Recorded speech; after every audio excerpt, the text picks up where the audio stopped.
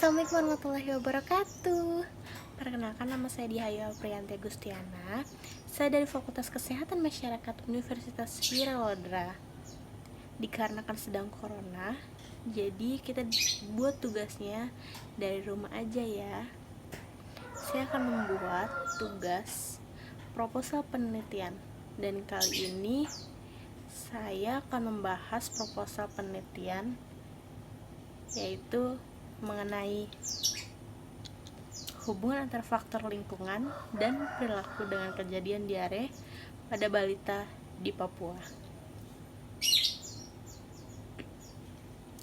Definisi diare yaitu buang air besar BAB dengan tinja berupa cair atau setengah cair dengan isi air pada tinja lebih banyak dari biasanya, yaitu lebih dari 200 gram atau 200 ml per 24 jam. Buang air besar, cair tersebut dapat disertai lendir dan berdarah menurut Simadi Brata tahun 2014. Kenapa saya membahas diare ini? Karena dari data yang saya dapatkan dari Skesdas 2013, prevalensi diare di Indonesia itu cukup tinggi, masih tinggi ya. Dari usia kurang dari 15 tahun sebanyak 30,1%, sedangkan prevalensi diare pada usia kurang dari 15 tahun sebanyak 30,1%. Dan prevalensi diare menurut diagnosis sebanyak 6,8%, dan berdasarkan diare dan gejala diagnosis sebesar 8%. Prevalensi diare pada balita berdasarkan diagnosis yaitu sebesar 11%, dan prevalensi diare pada balita berdasarkan diagnosis dan gejala sebanyak 12,3%. Itu menurut Riskesdas tahun 2018. Banyak sekali faktor yang menyebabkan penyakit diare. Salah satunya faktornya itu antara lain kurang baiknya sanitasi lingkungan, persediaan air yang tidak higienis, dan kurangnya pengetahuan menurut WHO pada tahun 2013. Selain itu, faktor higien perorangan yang kurang baik juga dapat menyebabkan terjadinya diare. Itu menurut Primona dan kawan-kawan pada tahun 2013, dan Azwiansa dan kawan-kawan 2014. Dan tidak adanya kepemilikan jamban dapat menyebabkan diare juga menurut Azwinsyah dan kawan-kawan pada tahun 2014.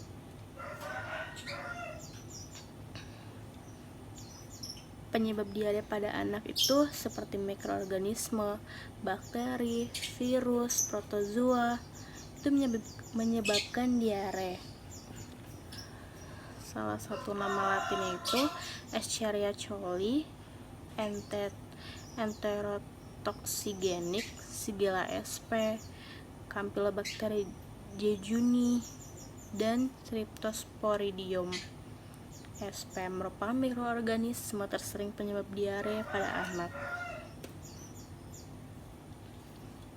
Dan menurut Widoyono pada tahun 2008, penyebab diare dapat dikelompokkan menjadi ada virus, bakteri, parasit, dan melalui makanan juga. Makanan yang tercemar misalnya basi, beracun, banyak lemak, sayuran mentah, atau kurang matang pada saat pengolahan. Terus ada lagi malabsorpsi, alergi makanan, alergi susu sapi, dan imunodefisiensi. Pembagian diare itu menjadi dua berdasarkan lamanya diare, yaitu ada diare akut. Masa diarenya itu berlangsung kurang dari 14 hari. Diare kronik lebih dari 14 hari dan biasanya menimbulkan kehilangan berat badan atau berat badannya tetap. Jadi tidak ada penambahan selama masa diare berlangsung. Dan berdasarkan mekanismenya itu, diare sekresi dan diare osmotik.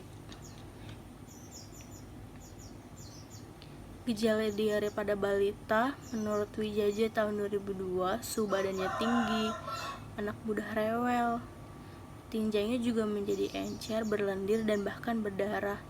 Warna tinjanya menjadi kehijauan akibat bersatu dengan cairan empedu. Anusnya itu lecet, mengalami luka pada anus akibat asupan makanan yang kurang mengakibatkan gangguan gizi. Muntah pada saat sebelum atau sesudah diare, hipoglikemia, penurunan kadar gula darah, dan dehidrasi.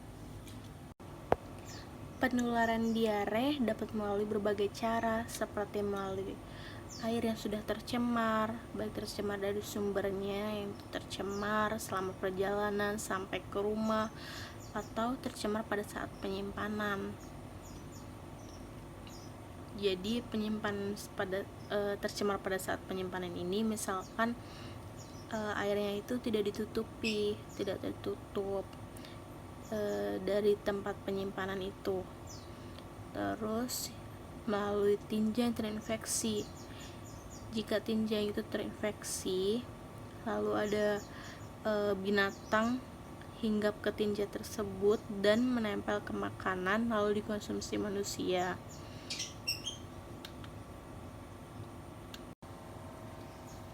Penyakit diare ini juga dapat dicegah, salah satunya itu meningkatkan produksi ASI-nya dari si ibu untuk balita. Lalu memperbaiki praktek pemberian makan pendamping ASI, misalkan seperti bubur, terus dikasih buah-buahan, pisang, lalu penggunaan air bersih yang cukup, jadi tidak kekurangan air bersih baik dari orang tuanya maupun dari balitanya. Lalu kebiasaan mencuci tangan baik sesudah makan maupun sebelum buang air besar. Lalu penggunaan jamban yang benar, jadi jambannya itu harus bersih, harus sehat, dan kriteria dari jamban-jamban ya. Pembuangan kotoran tinja anak juga harus tepat, jangan sembarangan dibuang. Kita harus buangnya ke jamban terlebih dahulu. Lalu memberikan imunisasi campak pada balita.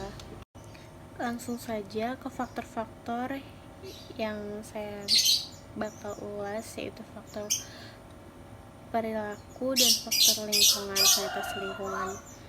Sebelumnya penjelasan dulu sanitasi, yaitu pengendalian semua faktor lingkungan fisik manusia yang menimbulkan atau dapat menimbulkan hal-hal yang merugikan bagi manusia, bagi perkembangan fisiknya, kesehatannya, dan daya tahan tubuh manusianya. Dan lingkungan merupakan kegiatan yang bertujuan untuk melindungi kesehatan manusia melalui pengendalian, pengelolaan, pencegahan faktor lingkungan yang mengganggu kesehatan. Kejadian diare umumnya terjadi pada daerah yang memiliki sanitasi lingkungan yang buruk atau kurang baik. Terdapat sub-sub faktor sanitasi lingkungan, yaitu sumber air minum, merupakan hal yang sangat penting bagi manusia. Kebutuhan manusia akan air sangat kompleks, antara lain untuk minum, masak, mencuci, mandi, dan sebagainya. Harus diperhatikan pula dalam penyediaan air bersih, seperti mengambil air dari sumber air yang bersih, mengambil dan menyimpan air dalam tempat yang bersih, tertutup, menggunakan gayung khusus untuk mengambil airnya, memelihara atau menjaga sumber air tersebut, menggunakan air yang direbus terlebih dahulu, mencuci semua peralatan masak dan makan dengan air yang bersih dan cukup. Sumber air bersih juga terdapat bagian-bagiannya, seperti misalkan dari air hujan, air sungai atau danau, mata air, dan air sumur dalam. Lalu ada kepemilikan jamban. Tempat buang air besar yang digunakan masyarakat disebut jamban. jamban berpotensi untuk menyebabkan timbulnya berbagai gangguan bagi masyarakat yang ada di sekitarnya. Gangguan tersebut dapat berupa gangguan estetika, kenyamanan, dan kesehatan. Jamban juga memiliki jenis-jenis jamban seperti pit privy, cubluk. Kakus ini dibuat dengan jalan membuat lubang ke dalam tanah. Lalu aqua privy, cubluk berair, terdiri atas bak yang kedap air, diisi air dalam tanah sebagai tempat pembuangan tinja. Water sealed latrine, angsa train. Kakus ini klosetnya berbentuk leher angsa sehingga akan selalu terisi air. Fungsi air ini gunanya sebagai sumbat dan bau busuk dari cubluk agar tidak tercium di ruangan.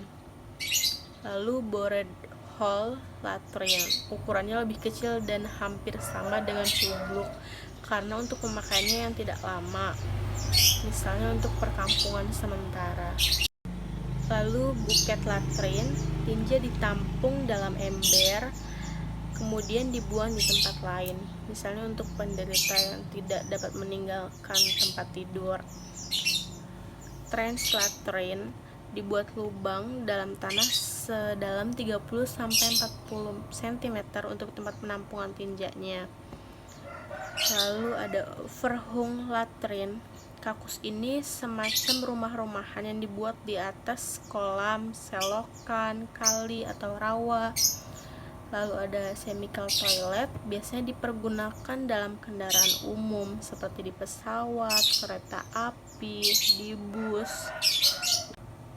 Dan di sini juga ada jenis lantai rumahnya, syarat rumah yang sehat. Jenis lantainya itu yang penting tidak berdebu dan tidak basah pada musim hujan. Dan di sini kerangka teori yang saya buat yaitu yang pertama ada kejadian diare pada balita. Faktor-faktornya yang saya ambil adalah faktor sanitasi lingkungan dan faktor perilaku. Faktor sanitasi lingkungan, sub-subnya itu adalah penyediaan air bersih, kualitas air bersih, lantai rumahnya, penyediaan jamban. Dan faktor perilaku, sub-subnya itu pemberian ASI, penggunaan botol susu, kebiasaan mencuci tangan, kebiasaan membuang tinja anak, menggunakan air minum yang tercemar. Dan ada tambahannya itu faktor pelayanan kesehatan. Dan kerangka konsep yang akan saya ulas hanya kejadian diare itu seperti perilaku mencuci tangan, penyediaan air bersih, dan penyediaan jamban saja. Data-data yang saya ambil ini, pengumpulan datanya itu untuk penelitian berupa form checklist dan kuesioner disertai lembar persetujuan informed consent. Hipotesanya itu apakah ada hubungan nggak sih perilaku mencuci tangan dengan kejadian diare pada balita? Ada hubungan tidak antara penyediaan air bersih yang digunakan untuk minum, mandi, mencuci, dan kejadian diare pada balita? Ada hubungan tidak sih antara penyediaan jamban yang baik dan bersih dengan kejadian diare pada balita? Penelitian yang saya ambil ini menggunakan penelitian deskriptif kuantitatif, yaitu penelitian yang diarahkan yang nantinya dapat dideskripsikan atau diuraikan di suatu keadaan masyarakat tersebut. Sekian dari proposal penelitian yang saya uraikan. Kurang katanya saya mohon maaf. Terima kasih. Thank you for watching. Dah.